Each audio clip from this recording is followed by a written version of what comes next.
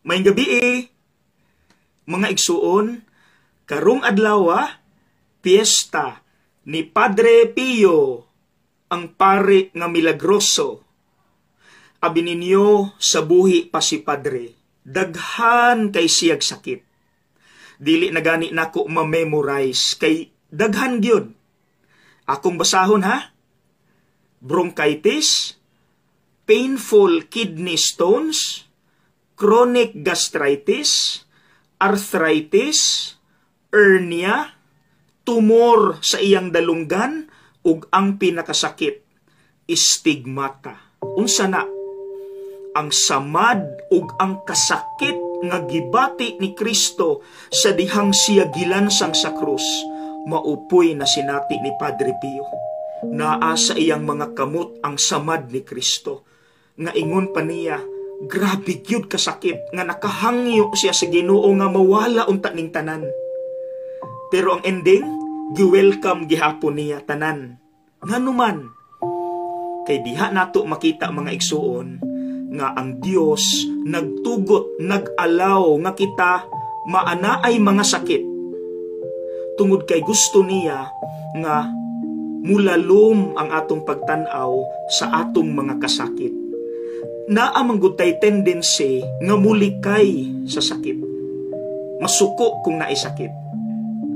Kinsa man ninyo diha honestly makaingon, Lord, salamat nga nakaambit ko sa imong kasakit. Wala. Kay dili taganahan magsakit. Pero di ay ang gusto sa Dios nga mulalom ang atong pagtuo, ang atong pagtanaw sa atong sakit, ang ending gusto niya magampo ta na Lord, salamat nga nakaambit ko sa imong kasakit.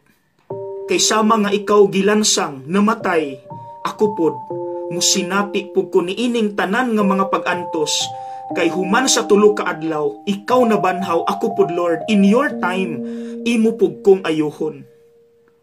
You will do what is best for me. Pagkanindot kun ingon ana ang atong prayer. Ingon ana ha? Dayon magpatabang ta ni Padre Pio. Kay niingon ra ba siya before siya namatay? Paminawa, after my death, I will do more. My real mission will begin after my death.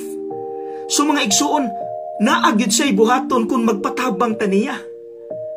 So, Padre Pio, magpatabang unta mi og ampo alang sa mga naay mga sakit, ilabi na alang sa mga nag-antos. Mga igsuon, ang Ginoo muayo man nato, pero siya mo'y nakabalo unsa ang pagkaayo nga atong gikinahanglan. Pero ay kabalaka, sa giingon pa ni Padre Pio, pray, hope, and don't worry.